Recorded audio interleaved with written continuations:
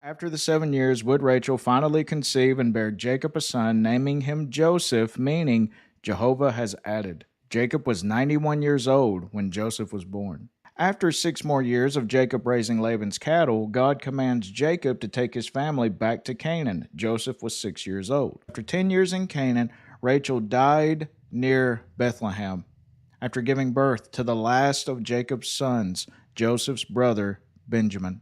1 year later, whenever Joseph is 17 years old, he's given a coat of many colors. He was also the favorite of his father Jacob, which caused his other brothers to hate him. Scripture then goes on to tell us about how Joseph had a dream of sheaves in a field. All the sheaves of his brothers bowed down to his sheaf.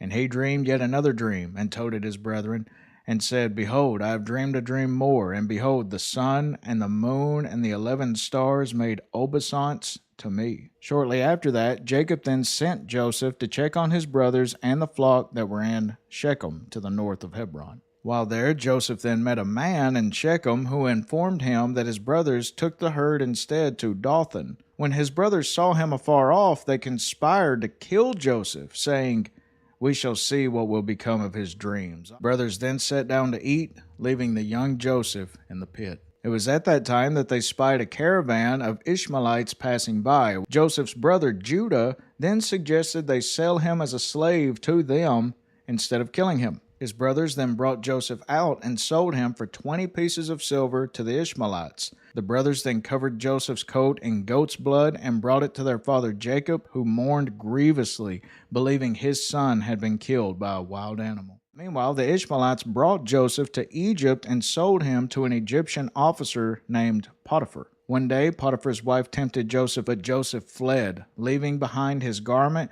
which Potiphar's wife would use to accuse him of assaulting her. And Joseph's master Potiphar took him and put him into the prison. One day were 2 prisoners sent, Pharaoh's own baker and butler. After a time, they would both have dreams on the same night.